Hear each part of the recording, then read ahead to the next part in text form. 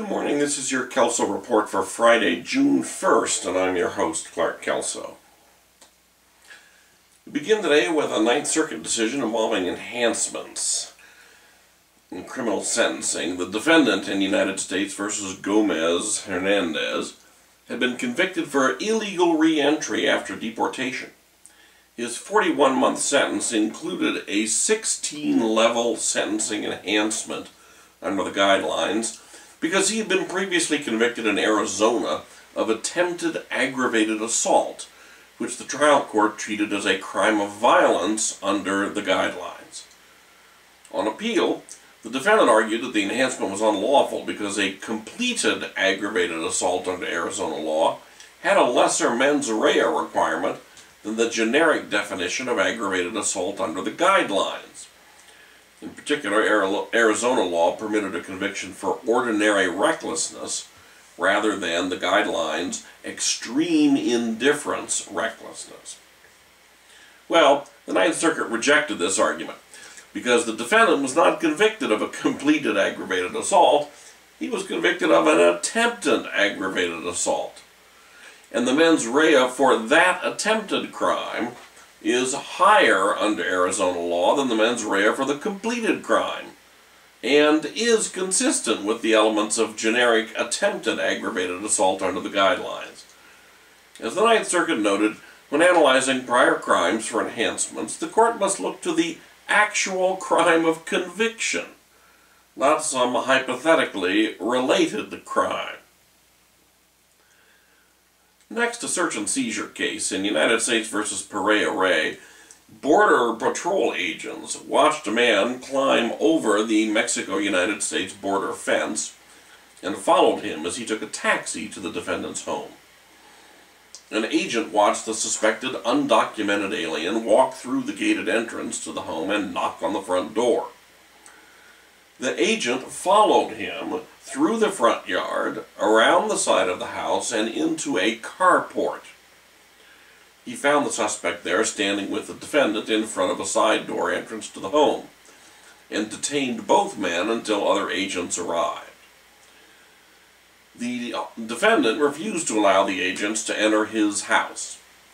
The agents, all of whom apparently skipped the training class on the Fourth Amendment warrant requirement, pointed their guns at the home and ordered everyone outside.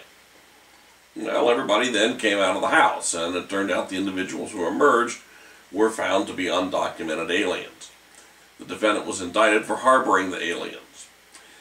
The district court denied the defendant's motion to suppress, but the Ninth Circuit reversed, concluding that the agents had entered the curtilage of defendant's home when they occupied the carport, and that there were no exigent circumstances that might justify the failure to obtain a warrant.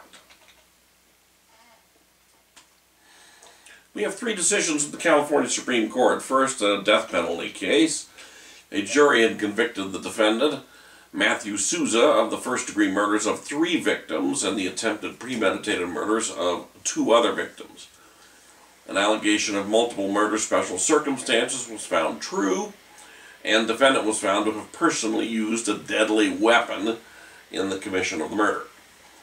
Following the penalty phase, the jury returned a verdict of death, and the trial court imposed the death penalty, with additional consecutive terms of 25 to life on each of the 3 murder convictions.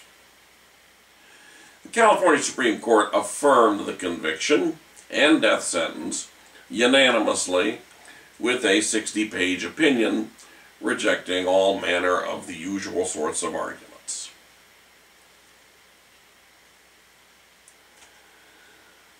Next, a criminal procedure case from the Supreme Court.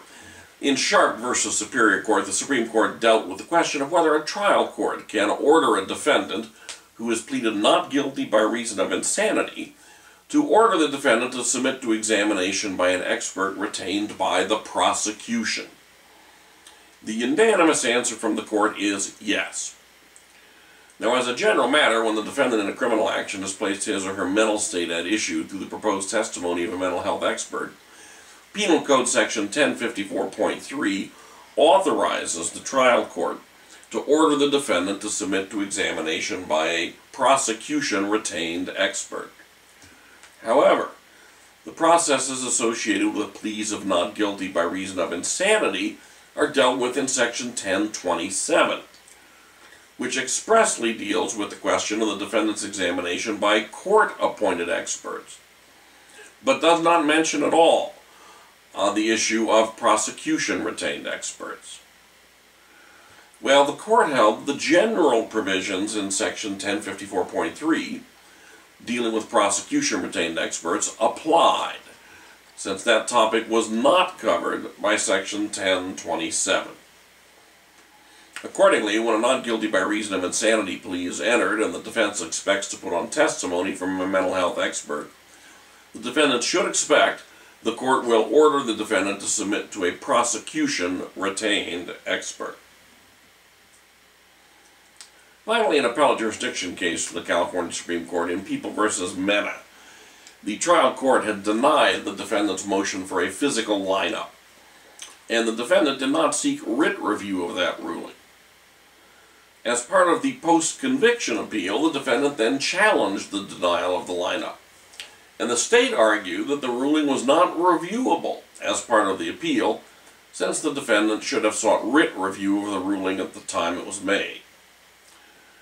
The Court of Appeal had agreed with the state that writ review was the proper and required procedure, but the Supreme Court unanimously reversed. Recognizing that writ review might be a more effective means of protecting a defendant's right to a lineup, the Supreme Court rejected the invitation to impose a writ requirement as a prerequisite to raising the issue on appeal, given the historically broad scope given to the statutory right to appeal. The court ultimately held in this case that even if the motion for a lineup should have been granted, the error would have been deemed harmless under People v. Watson.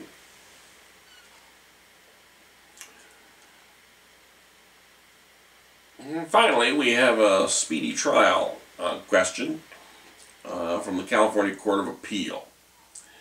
In Burgos v. Superior Court, the First District had to interpret Penal Code Section 1050, Subdivision G2, which provides that good cause for continuing a trial in a murder case includes the circumstance that, quote, the prosecuting attorney assigned to the case has another trial, preliminary hearing, or motion to suppress in progress in that court or in another court.